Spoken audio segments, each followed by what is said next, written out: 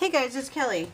Hey, I am going to start a fun little series here with this book. This was a book that was given to my youngest son in a Happy Meal. That he usually doesn't get Happy Meal, but he got a Happy Meal, and this book came in it, and we read it, and some of the pictures in here were a little freaky. You know, no disrespect to the artist that did it, but it was kind of creepy. He doesn't like it. So, and I thought, look at the size of that. That is like a perfect size to just play with for mixed media. So that's what I'm going to do. There's 28 pages, so I'm going to do 28 pages of super quick, easy, fun things, and do videos and post them now and then for you guys, and hopefully you'll like them. The pages are glossy, so I'm going to have to gesso them all, but the backgrounds have some cool texture and some cool colors, and I thought, I might be able to use that. So we're going to try and use it. Here it goes. Page 1.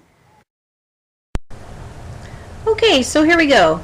So I think this is going to be a great series for those who are new to mixed media and just want to give it a shot. So my advice is to start small, build your confidence, and then move on to some of the bigger books and practice techniques and things in these smaller books like this, and it helps to make it a little less intimidating. So there is my book, and I just started with my Liquitex gesso. And there are cheaper brands of gesso out there that you can give a try. I would again start small if you're new and just get some of the cheaper stuff and then experiment and practice with that and buy in small amounts. I'm hoping I'm going to get some kits together, mixed media kits together, and put those for sale on my store, and that might help some of you guys who really want to give it a shot but you're a little intimidated by it. So first off, I put my gesso down and I dried it really well. And then I just used some real cheap cream colored paint that I had to create my background. I don't think I shook it good enough because it was a little bit too watery. So I wind up putting 2 coats on that, which is no problem, no big deal. So just spread it evenly. I had a few things out on my desk. I had an idea of what I was going to do, and it was based around that brown napkin. So that's where my background is coming in at. So I know I'm focusing in and out on there. That's the camera automatically doing that. I can't change that. It's annoying, I know.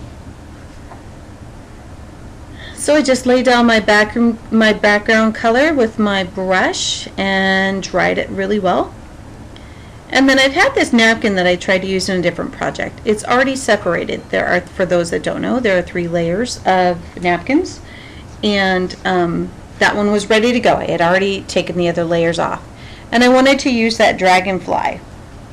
And I just kind of cut it out, and then I wound up torn it because I don't like the straight edges on it. So I wound up tearing that down. And just kind of going with some of the cool things that were on that napkin. I don't need the birthday thing. And then I thought I'd use those little swirlies that I'm cutting at now, but I wound up voting against that. So those didn't go on there. So in this is a series. I'm going to continue with this and post videos and fill this entire book up with probably some pages I'll love and probably some pages that I'll hate, so that everyone can know that that's how it goes. You don't love everything you do. Everything you do doesn't have to be a masterpiece, but art journaling is so great, and doing mixed media projects like this is just great therapy to unwind and just quickly create something beautiful to make you feel good. So the cheapest therapy out there. Not that any of us need therapy. I'm not saying that. Of course, you all know I'm crazy, but I'm not saying that about you. So anyway, there's my decoupage, and it's a real cheap brand I got at Michael's. And I cleaned off my brush and had droplets of water on my project, so I just dried that off. So I am going to just decoupage that on, but I said, wait a minute, I don't like the way that looks. I need some more of my Lumiere brown. It's like a metallic brown. I forget. I think it's rust is that color. But if you didn't have Lumiere, you could just slap some brown paint on your background and just brush it, dry brush it on there. Real little bit of paint on your brush and just swipe it across there. Because this is just the background. It looks funky when you do it and you're like, oh my gosh, I just jacked it up. But you'll see how it works out when you do your backgrounds like that. And I just wanted some more depth. And I'm going to try and stay away in this book of 28 pages in this series. I'm going to try and stay away from putting real bulky things in it, because if I do, then my pages don't work out right. So, but I can kind of spread that book open, so I'm sure I'll wind up straying from that. But I'm trying to keep things kind of flat in the book, so wish me luck with that, because y'all know how I struggle with that. I want everything I do to have movement, but it's not always possible.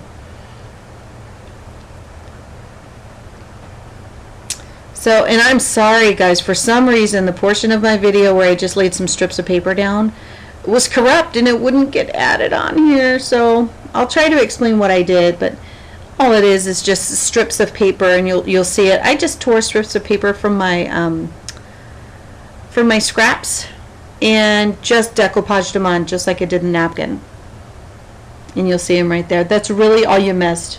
I just tore them. There's a piece of old book page that I did. I just tore them and added them on there. And that's a Tim Holtz stamp that I'm just randomly stamping, and I'm not putting it on a block because I just want bits and pieces of it here and there.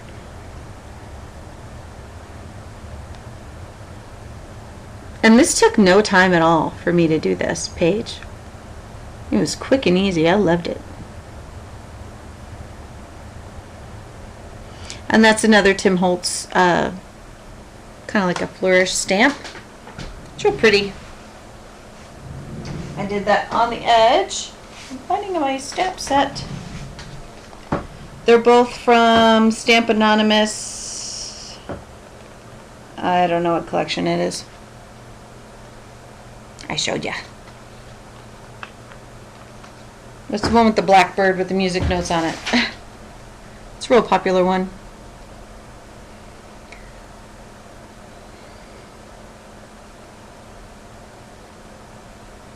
So I wanted to make sure I used lots of stamps on this one. So, and I just cut off the excess from the pages that I glued on there. And that is my black big brush pit marker, pit pen, whatever you want to call it. And I'm just outlining those sheets of paper. They have been decoupaged on, so I need an archival ink for it to stay. And as I've shown you guys this before, but for those who may not have seen, you just put it on there and rub it really quick, and it adds some nice shadows and shading to those.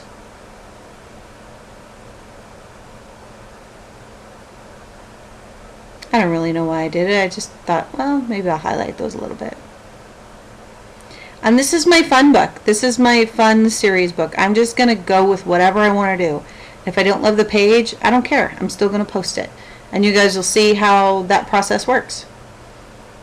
People have been art journaling for a long time, have their favorite pages, and pages that they probably just want to gesso over and start all over. And who knows, I might wind up doing that. I'm famous for that. We'll do some disaster recovery projects, all kinds of good stuff. So there I'm using my black archival ink just to outline it on the edges. I think that gives it a nice finished look. And my sponge is used, so I've got pieces of my sponge that are falling off when I do that. So make sure you don't do the edges like that, like I just did, over a project, or you're going to get black ink over it. So there it is. Now I had some stamps in that stamp set, like a key. I just thought I needed another key. That stamp set that I'm using right there with the key is a TPC Studio Travel Journey clear stamp set. I got it from either Michael's or Joann's, I can't remember. It's got some cool stamps in it. I've used them quite a bit. So, and what I did in the white paper is the clear stamps. I like to stamp them a couple times before I stamp on my project, because they tend to slide a little bit or ink up a little too much, and that's kind of what that one did. That's why I like the rubber stamps and the deep etched ones. They're just better quality. These are great to use for art journaling and fun stuff like that, but yeah, and if you're careful with them, you can do it nice. But this was over some wet media that had dried, so it makes it a little slippery. So if you're heavy-handed when you stamp, you got to be careful because it'll tend to slide when you're doing it over something that you've decoupaged. So, and that is the Tim Holtz set. And I love that clock, and I thought that would fill in the corner nicely. And it's got distressed design to it, so there's nothing perfect about it, and that's what I liked about it. And it didn't stamp perfect, but it just added a little bit more interest here and there. It's hard to see. But those real subtle stamps in the background and on the edges like that, I think that they give you some more interest. Sometimes it just looks too darn busy, but sometimes it gives it more interest too, and then you can just, it makes your eye kind of wander around the page and take notice of everything. So some might think I'm overdoing a little bit, and maybe I am. But it's my little book of 28 pages, and that's my point here, is that it doesn't matter who likes it or doesn't like it. It's your book to play with, experiment with, and do your thing. That's another Stampers Anonymous stamp that I'm using from a Tim Holtz collection that I have. All of them say postcards. And I just chose one that I thought had a similar design with kind of the swirly theme that I'm doing. Again, it's archival ink. Got to use archival over this, over the decoupage, Mod Podge, whatever. And stamped it on there, and I went with it. And I think that finished it off nice. I decided not to put a sentiment on it. This isn't about a message on every single page. This book is just about creating something pretty quickly and moving on and practicing techniques and trying new things. If you have a book like this, it's a lot less intimidating than taking on one of the big art journaling books that you spend a lot of money on. This is just a recycled book that I got. You can use something that you got in the mail, some junk mail you got. Aaron over at Imperfect Impulses has done that. And he recycles things all the time. It makes beautiful things out of it. So, when I saw this book, I thought, oh, the colors in the background would be nice. I can gesso over it and still have it peeking through. It might be nice. So we'll see. And that again is my black Pitt pen. And I'm just adding a little bit of shading around the leaves, the wings of that real pretty dragonfly.